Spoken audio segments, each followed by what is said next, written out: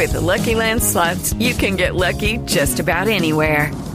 This is your captain speaking. We've got clear runway and the weather's fine, but we're just going to circle up here a while and get lucky.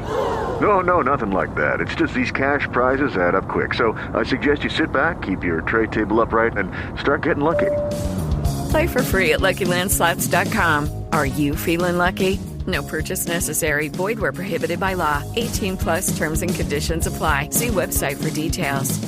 Hey guys, it is Ryan. I'm not sure if you know this about me, but I'm a bit of a fun fanatic when I can. I like to work, but I like fun too. It's a thing. And now the truth is out there. I can tell you about my favorite place to have fun. Chumba Casino. They have hundreds of social casino style games to choose from with new games released each week. You can play for free anytime, anywhere. And each day brings a new chance to collect daily bonuses. So join me in the fun. Sign up now at ChumbaCasino.com. No purchase necessary. VGW Group. Void where prohibited by law. See terms and conditions. 18 plus.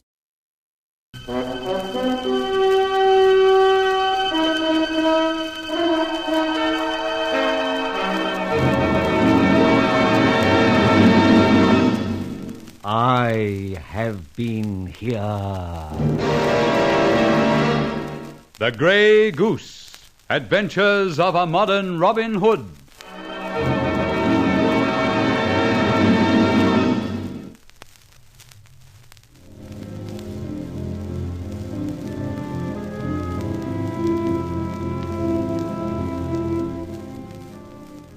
I'm beginning to feel a little at the end of my tether.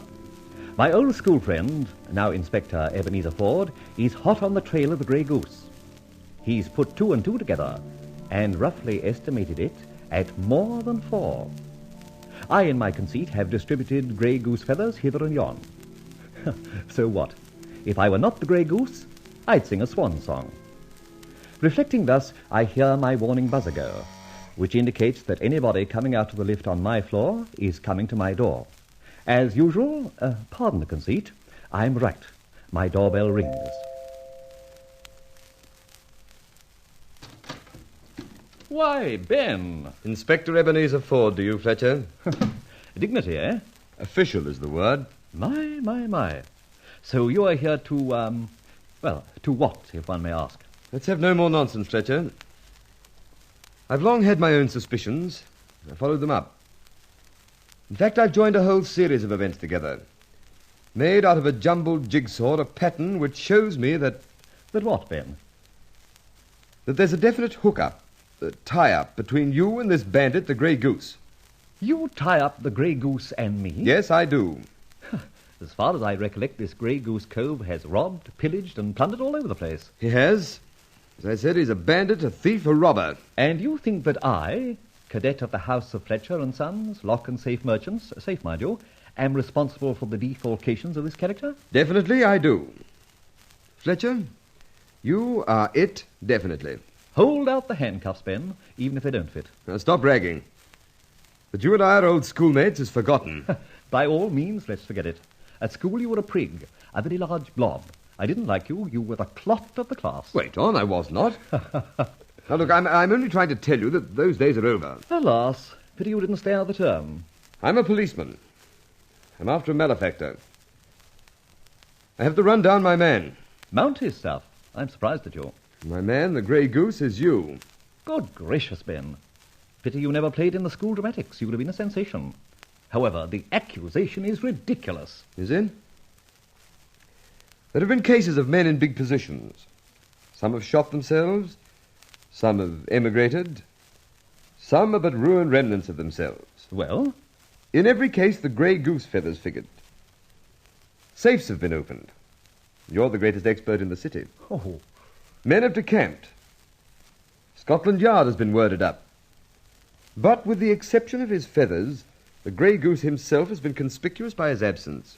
Go on, Ford. Then a close watch has been kept. You don't say. My fellows and myself have surveyed the last 6 months. Mr. Gallop and Co. These eminent men have all been associated with one Brian Faversham, a man serving a jail sentence. Because of them. Ah, then you do know the details. Every single one. But mark you, Ben, the case of Brian Faversham is coming on again.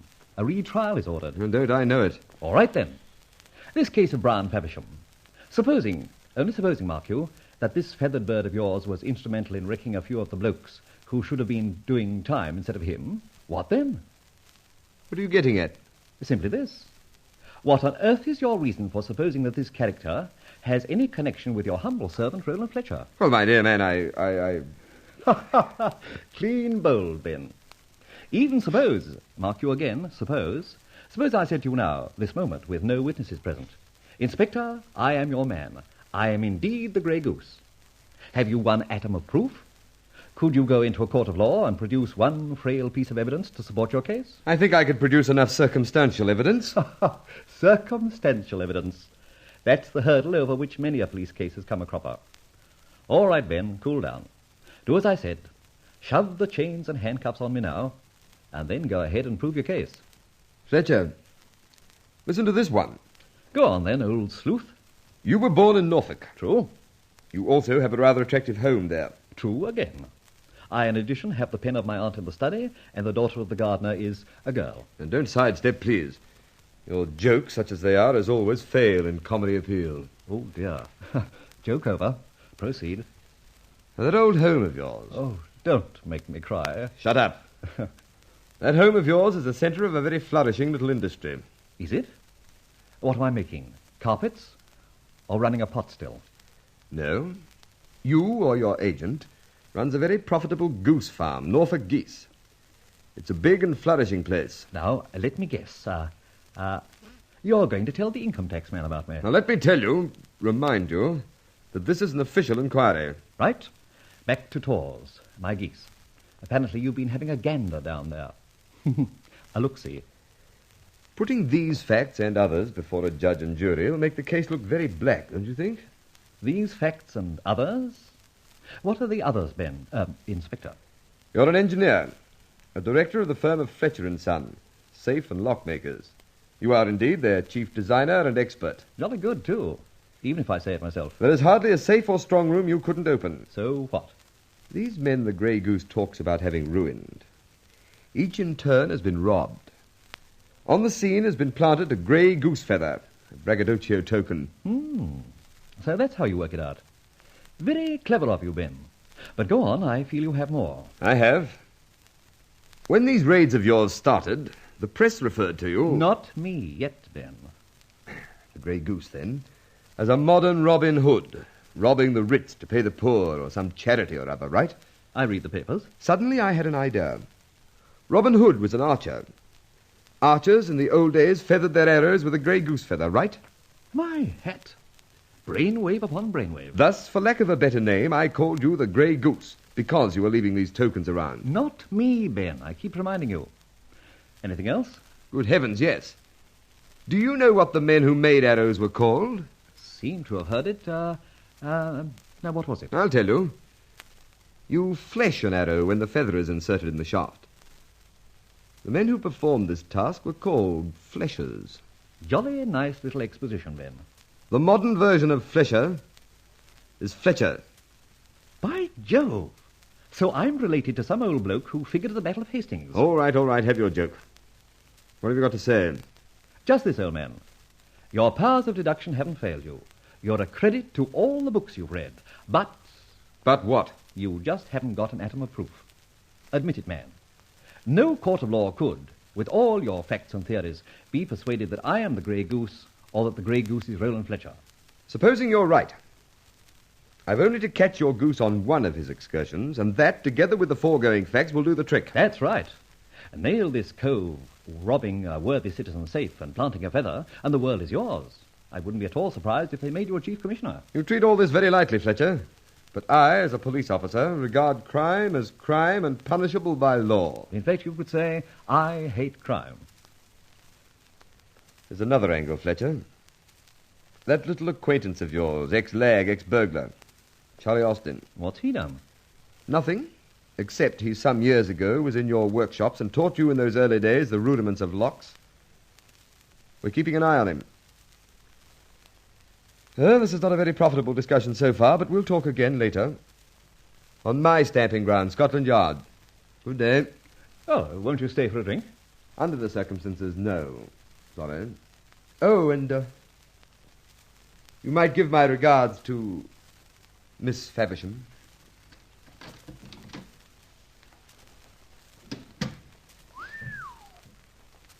Rolland Fletcher, the game is almost up. First thing to do is to arrange evacuation of the territory. I better have a yarn with this, with Barbara. Yes, I'm in. Right, stay there. I'm coming through. Press your button.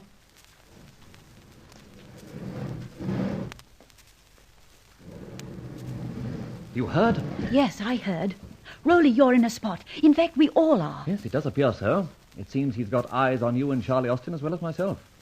I wouldn't be at all surprised if he doesn't come back soon with a real architectural expert and survey these premises. And discover our revolving bookcase. Our one means of communication. No, he'll never do that. Charlie and I made it, and together we can unmake it.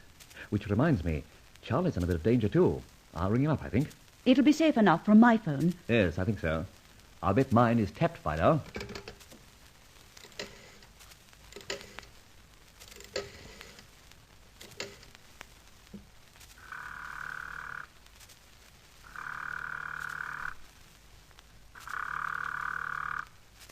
Yes? Who's that? It's X, Charlie. Oh, yeah. What's in the wind? A lot of trouble, Charlie. Ben, I fear, is like the porpoise. Eh? Alice in Wonderland, Charlie. There's a porpoise close behind us. Oh, he's tumbled to you, has he? Most definitely. Got no real proof, but he's warm. He's also onto you. That accounts for it. What? Accounts for what? There's a copper been opposite my front door for hours. Oh ho. And there's one at the back, watching the gate into the old junkyard. Ah, so he wasn't fooling. Listen, Charlie, a getaway is very necessary if you and I aren't going to spend our annual leave in Dartmoor. Oh, crikey. The main thing is to get you out and round here quick as possible. Oh, can't be done with those flat feet eyeing me. True. Wait on. An idea. Oh, yes, a good idea. Any lights showing at your place? No fear. As soon as I saw the cops that didn't put no lights on, make 'em think I'm out, see? Good. Now, stand fast and wait for me. I may appear at a back window or something like that. Okay. I'll leave all the windows open. Be seeing you. Oh, don't on any account answer a knock at your door. What on earth? It's like this, Barbara. We've got to sneak Charlie from under their noses, and this is how we do it. You go and put that wig and moustache on, and that duplicate suit of mine. You've done it many times. Yes, of course. You will then drive my car quite openly to Charlie Austin's place. Get out, knock on the door several times. No answer. Give it up as a bad job, get back into the car, and drive home to my flat. I don't quite follow. You will establish the fact that Charlie is out. You got it? My word, yes. Those policemen will then be watching for him coming down the street. That's the idea. Oh, someone at your door. I'll hop back through the bookcase. Yes, who's there? Hurry, Rolly. Could I see you for a few moments, Miss Faversham? Good heavens. The inspector himself.